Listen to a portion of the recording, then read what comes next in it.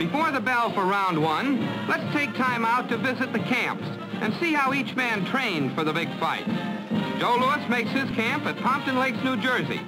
In the white T-shirt at Louis' left is trainer Manny Seaman. And here's Joe ready for a workout. He emerges from his dressing room, then huddles with trainer Seaman. It's a warm, sunny day, so Joe decides to work outdoors. In recent years, Louis has picked up a great deal of bulk in both his legs and his chest. He weighed in for this match with Marciano at 212 3/4 pounds.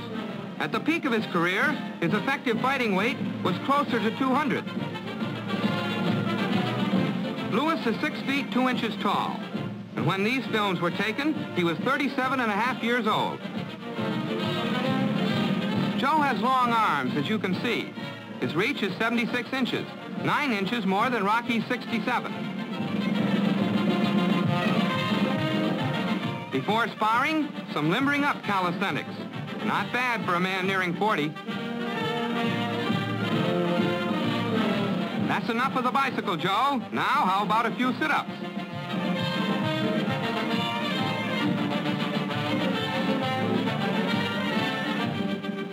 Grease on his face helps to guard against cuts that might handicap the bomber in the big fight.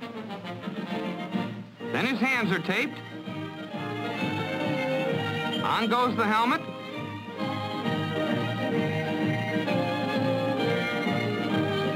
And finally, the gloves.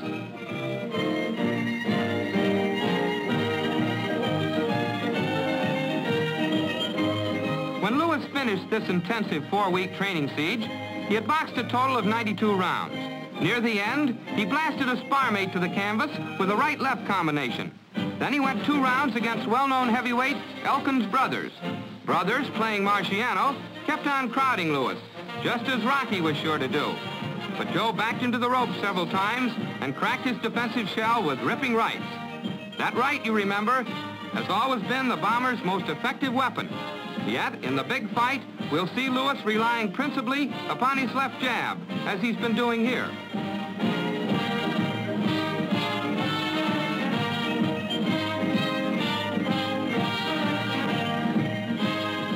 Joe's prediction?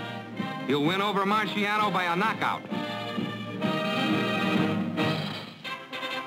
Meanwhile, at Greenwood Lake, on the border between New York State and northern New Jersey, Rocky Marciano is completing his training under the astute supervision of trainer Charlie Goldman. Rocky stands 5 feet 11, 3 inches shorter than Joe Louis. His weight going into the big fight was 184, nearly 29 pounds lighter than Joe. His reach, you remember, is 9 inches shorter. The fact is that Rocky is smaller in measurement right down the line. He was 27 years at the time, more than 10 years the bomber's junior, but 11 years shy his opponent's ring experience. The slight favorite at fight time was not Rocky Marciano, but Joe Louis.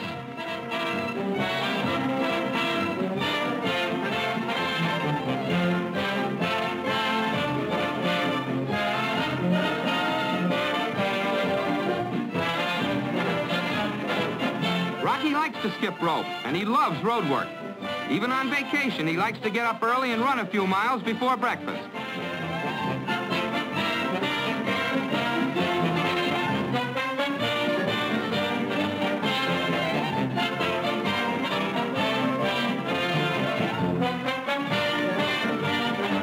Here's Charlie Goldman adjusting Rocky's helmet. You notice the helmet is cut a little differently from the one worn by Louis. This one has special guards to protect the cheekbones.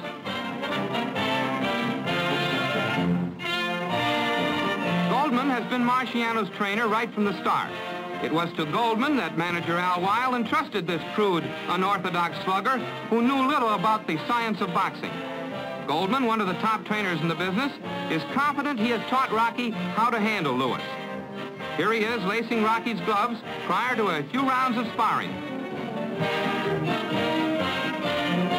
All in all, Rocky boxed 109 rounds while in training.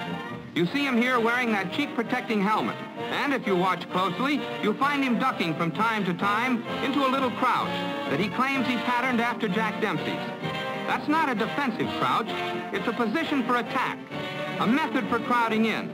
He's to improve it later on in his career. Because he's shorter than most of the heavyweights he faces, Rocky often pitches an overhand right. Watch. Remember that overhand right. We'll see the Brockton strong boy using it constantly in the big fight. The day before he was to meet Louis, Rocky said, "I never predict I'll knock anybody out, but I'm confident, very confident I'll win."